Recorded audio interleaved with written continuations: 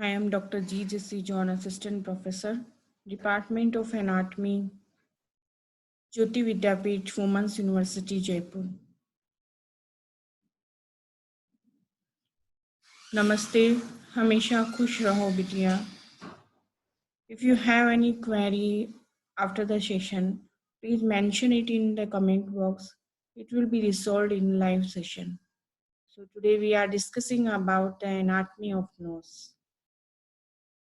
The nose is the uppermost part of the respiratory tract and contains the peripheral organ of smell. It consists of external nose and nasal cavity. So it is the uppermost part of the respiratory tract and it has some peripheral organ of smell, and it is made up of by the external nose and the nasal cavity. So some function of nose are here. It has a function of the respiration, that is a very important function, and the olfaction because it has some peripheral organ of the smell. Protection of the lower respiratory passage because it is the outermost part of the respiratory passage. So it has a capacity of the protection also. Air conditioning of the inspired air. It conditions the air that is going inside, and vocal resonance and nasal reflex function that's like sneezing also. We can see here in this picture, this is the nose, this is the external nose. External nose is pyramidal projection in the midface. It has the following features: tip, that we call apex also, root or bridge, dorsum, nostrils or nares, and ala. Tip is the lower free end, root is the upper narrow part that is continuous with the forehead. Dorsum is a round border between tip and root where sides of the nose meet. Nostrils or nares, the two pyriform apertures at the broad lower end. Ella, the lower flared part of the side of the nose.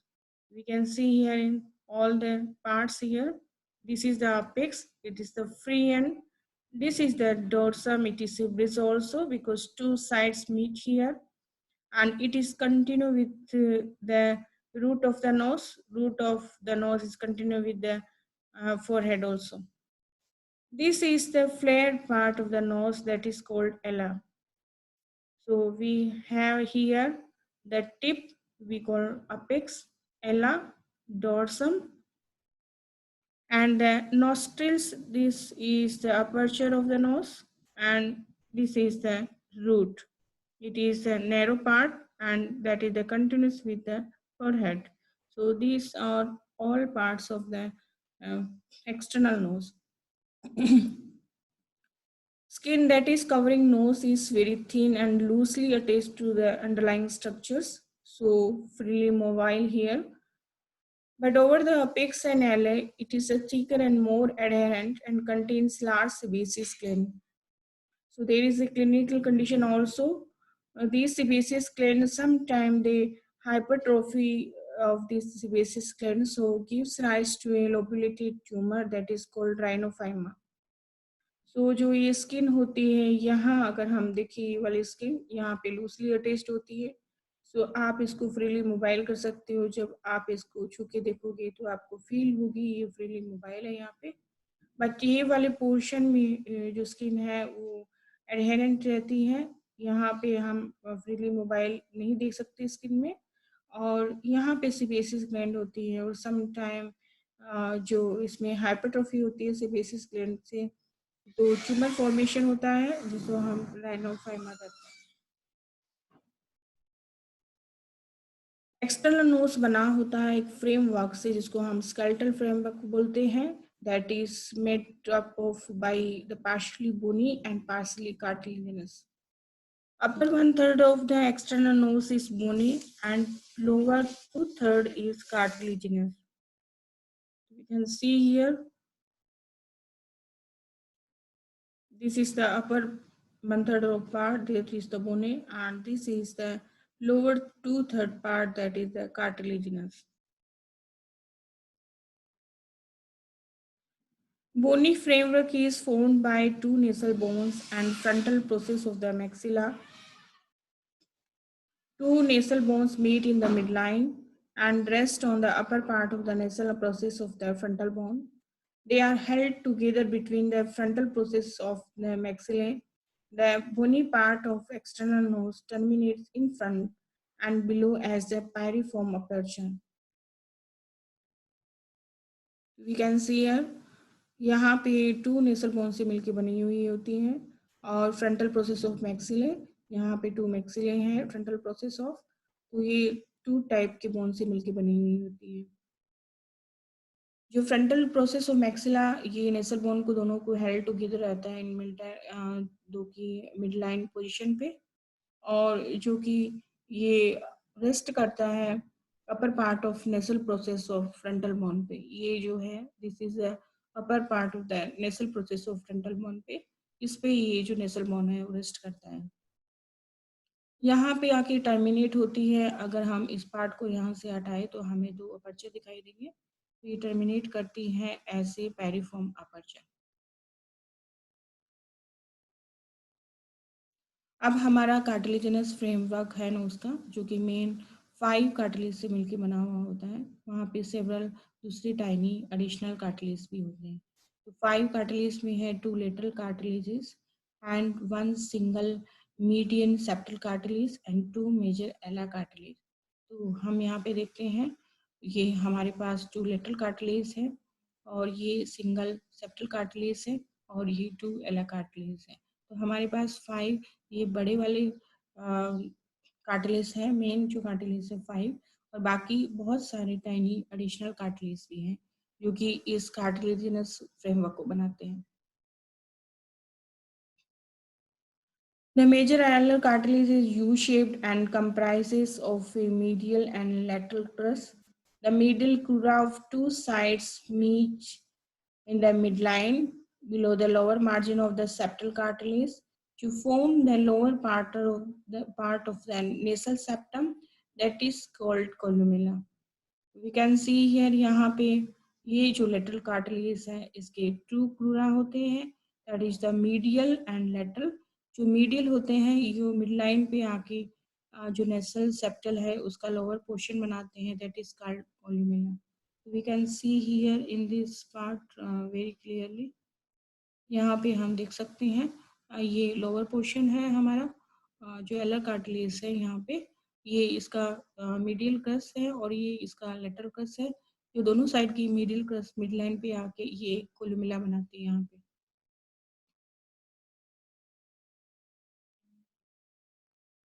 अब हम बात करते हैं nasal cavity. Nasal cavity जो interior of nose होता है वो that is the nasal cavity, but it is divided into right and left nasal cavities by a nasal septum. Each nasal septum communicate with exterior through nostrils and with nasopharynx through the posterior nasal aperture. तो जो बाहर की जो environment है वो nostril के through ये communicate करती हैं, क्योंकि यहाँ पे जो अपर्चर होता है उसके थ्रू, जिसको हम नोस्ट्रिल बोलते हैं, नेयर्स बोलते हैं, तो उसके थ्रू कम्युनिकेट करती हैं। जो अंदर होता है अगर नोज के हम इंटीरियर में और पीछे की तरफ जाएंगे वहाँ पे नेसोफेरिंग्स, नेसोफेरिंग्स को ये कम्युनिकेट करती हैं पोस्टीरियर नेसल अपर्चर जो पीछे की तरफ होता है।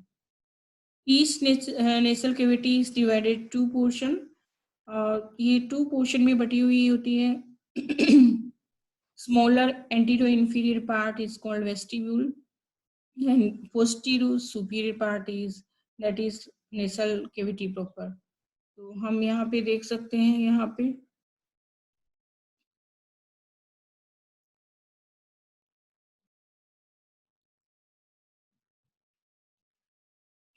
ये जो स्मॉलर पोर्शन होता है ये है वेस्टिब्यूल, और जो पीछे का पोर्शन होता है जिसको हम बोलते हैं नेसल cavity proper.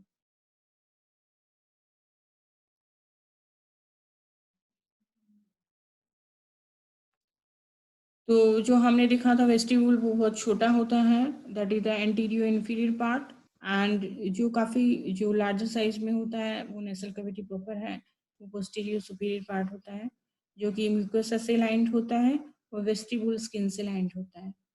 Vestibule is the anterior inferior part of the nasal cavity that is lined by the skin, and this skin contains sebaceous glands, hair follicles, and the stiff interlacing hair called vibrissae. तो जो vestibule है यहाँ पे सीबीएसएस gland भी है, hair follicles भी है, कुछ हमारे पास हेयर्स है जो स्टिफ है, इंटरलेसिंग स्टिफ हेयर्स हैं जिसे हम विब्रेसी बोलते हैं। इसका मेन काम इंटरलेसिंग होने के कारण ये एक जाल सा बना लेती है जिससे जो भी फॉरेन पार्टिकल्स होते हैं, डस्ट और anything else, it will be trapped inside the stiff interlacing hair.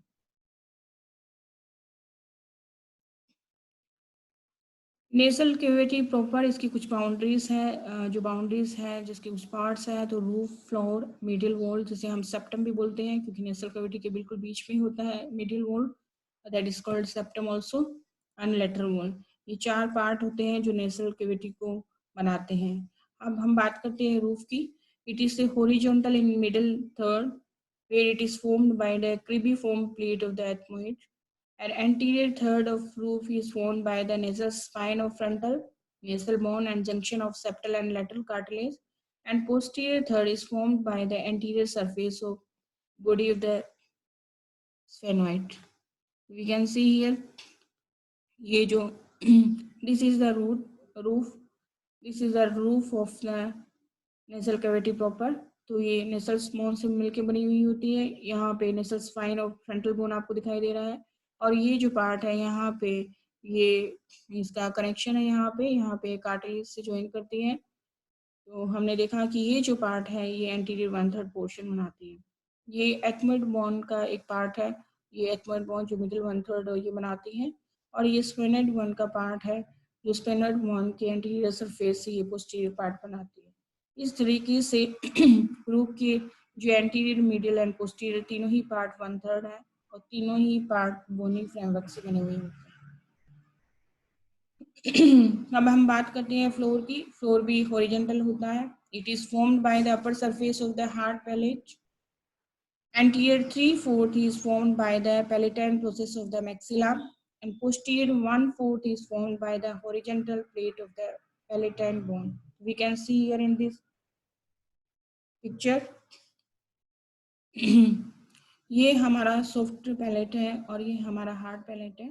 तो हार्ड पैलेट का जो 1/4 पार्ट होता है वो पोस्टीरियर पार्ट बनाता है फ्लोर का, और ये जो 2/4 एंटीरियर जो 2/4 पार्ट होता है इसका, सॉरी 3/4 पार्ट होता है इसका,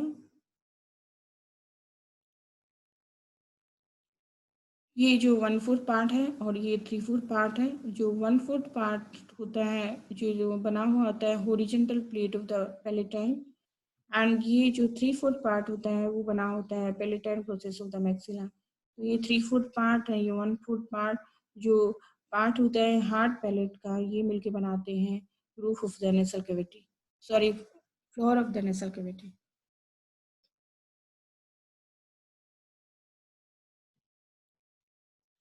अब है मीडियल वॉल जो कि नेसल सेप्टम ही है, जो कि बना हुआ होता है osseo cartilaginous partition between the two nasal cavity, और जो कि बिल्कुल मीडियन प्लेन में रहता है, लेकिन ये बल्ज करता है टू वन साइड में और most frequently to the right side. ये भी बना हुआ होता है bony part and cartilaginous part. Bony part is formed by the prependicular plate of ethmoid, which forms the posterior superior part of the septum, and vomer, that is formed by the posterior inferior part of the septum. We can see here in this picture, ये जो septum है, ये इसका जो बोनी part है ये बना हुआ आता है posterior superior part of the, ये जो एथमोइड प्लेट है इससे बनी हुई होती है, और यहाँ पे जो वोमर है इससे बनी हुई होती है, इसका posterior inferior part of the septum. ये जो बोनी पार्ट है, ये दोनों ही पार्ट जो मिडिल वॉल को बोनी जो पार्ट है इसको बनाती है।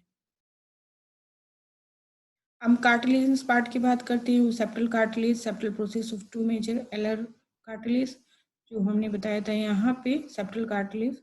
तो यहाँ पे कुछ मेजर कार्टिलेज है और सेप्टल कार्टिलेज जो बनाती है सेप्टल कार्टिलेज, और ये टू मेजर कार्टिलेज यहाँ पे एलर कार्टिलेज जो कि बनाती हैं यहाँ पे इसके cartilaginous part of the septum.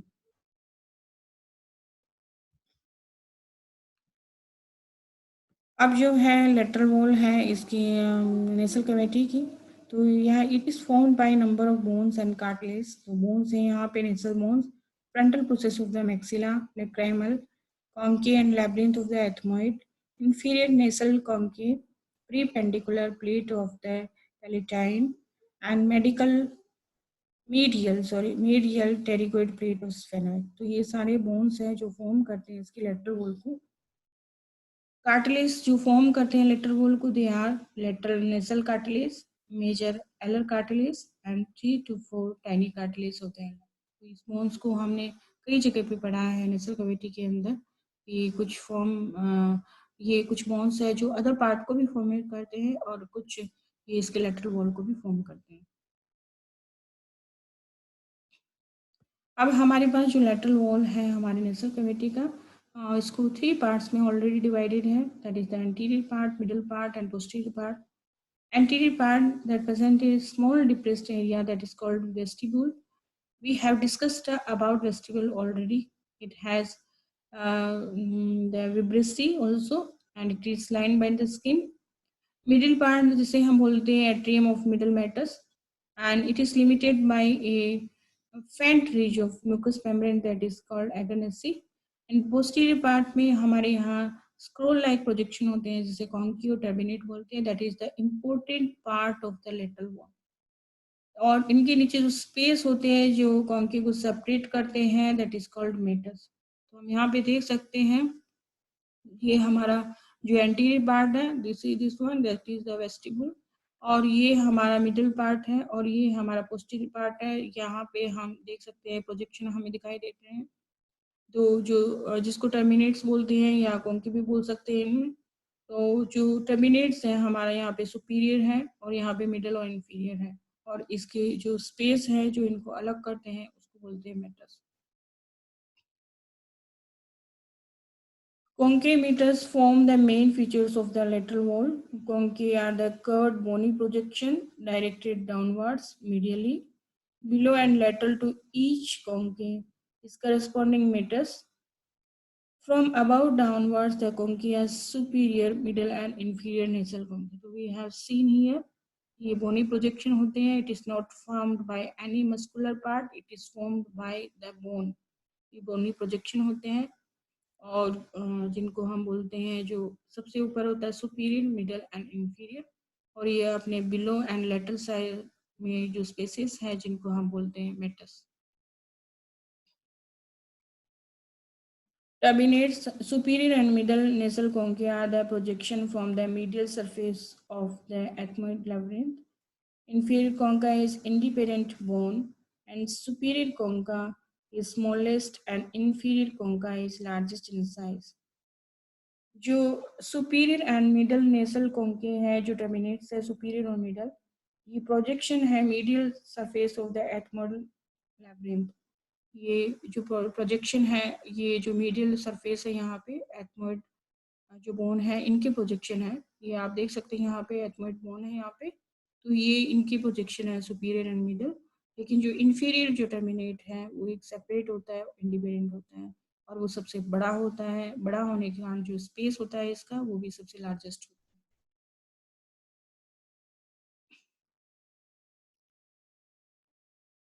Maytas की बात करते हैं हमारे पास, तो हमारे पास मेटस है 3 यहाँ पे। इंफीरियर मेटस जो लार्जेस्ट होता है lies underneath the inferior nasal turbinates. Middle meatus that is lie underneath the middle conchae, and superior meatus is smallest and the lies below the superior conchae. And there is another space that is called sphenoid ethmoidal recess, that is the above and behind the superior concha. We can see here is this is the sphenoethmoidal recess, because यहाँ पे exposed formation होता है, और बाकी जो spaces है जो terminates के नीचे हैं और साइड में है, that is called meatus, and this is the recess.